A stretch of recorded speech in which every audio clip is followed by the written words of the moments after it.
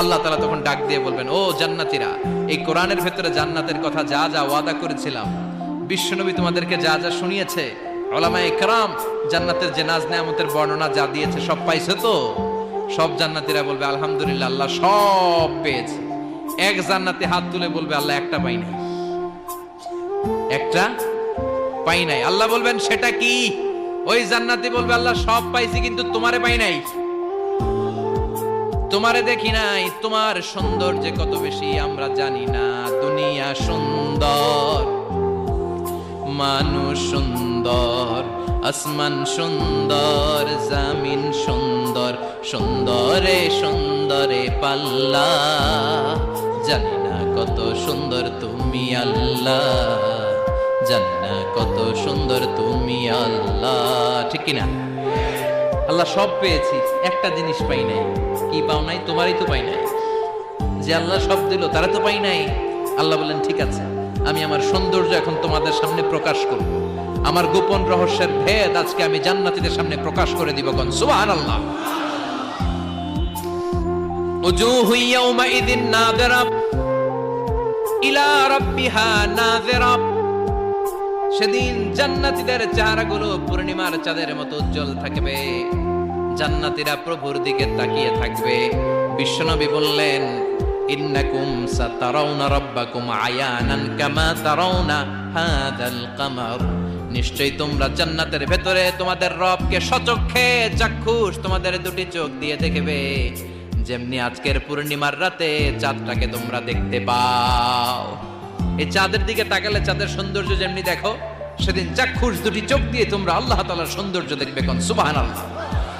রব্বুল আলামিন বিশাল জান্নাতের ভেতরে এক কনফারেন্সের আয়োজন করবে।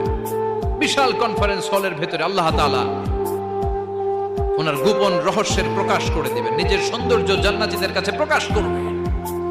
লক্ষ লক্ষ নবীরা বসবে ওই কনফারেন্স রুমে। সবার সামনে থাকবে বিশ্বনবীর সিংহাসন। পড়েন সুবহানাল্লাহ। বিশ্বনবীর পরে বসবে অন্যান্য নবীরা, তারপরে সালিহিনরা, সিদ্দিকিনরা, শুহাদারা, তারপরে সব মুমিন বান্দারা। আপনারাও সেদিন থাকবেন ইনশাআল্লাহ। পড়েন। আমরা সেই কনফারেন্স রুমে না থাকলে কনফারেন্স জমবে? কথা কোন? আমাদের থাকাই লাগবে। যে কোনো মূল্যে কনফারেন্স রুমে আমরা ঢুকবো। চিল্লায় বলেন ঠিক কিনা? আল্লাহ তাআলা ৭০,০০০ নূরের পর্দার কথা আমরা বলি, এই বর্ণনাটা সহি না। হিজাব মে ওয়ারাইল হিজাব, পর্দার অন্তরাল থেকে। আসলে পর্দা যে কয়টা আল্লাহই জানে। ওই পর্দার অন্তরাল থেকে এবার আল্লাহ তাআলা কনফারেন্স রুমের সামনে এসে নিজের সৌন্দর্যের প্রকাশ ঘটাবেন। তিনি যে কেমন আমরা জানি না। লাইসা কামিসলিহি শাই, লাইসা কামিসলিহি শাই, কোনো কিছু তার মতো নয়, তিনি তার মতো। সুবহানাল্লাহ। পড়েন।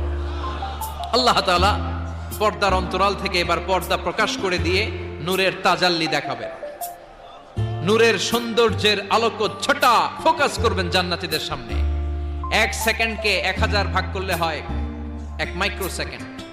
১ মাইক্রো সেকেন্ডকে ১০০০ ভাগ করলে হয় ১ ন্যানো সেকেন্ড। ১ ন্যানো সেকেন্ডের জন্য আল্লাহ তাআলা নূরের তাজাল্লির ঝলকানি দিবেন। ঝলকানি দিয়েই শেষ, আর সামনে নাই। কিন্তু ওই এক ঝলকানিতে আমরা পাগলের মতো ওই ঝলকানির দিকে তাকিয়ে থাকবো, এইভাবে তাকিয়েই থাকবো। কিন্তু সামনে কিন্তু আর নাই। ওই একবারের জন্য একটু দেখাইছিলেন, ওইটার দিকে তাকিয়ে থাকবো। এইভাবে তাকিয়ে থাকতে থাকতে লক্ষ লক্ষ কোটি বছর কেটে যাবে। নবীরা তাকিয়ে থাকবে, ওলিরা তাকিয়ে থাকবে, সালিহিনরা তাকিয়ে থাকবে, শুহাদারা তাকিয়ে থাকবে, আমরা তাকিয়ে থাকবো। বছরের পর বছর, কোটি কোটি বছর পাগলের মতো এভাবে থাকবো।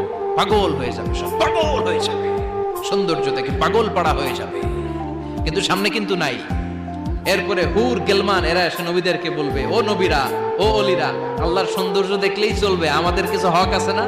সুবহানাল্লাহ। পড়েন।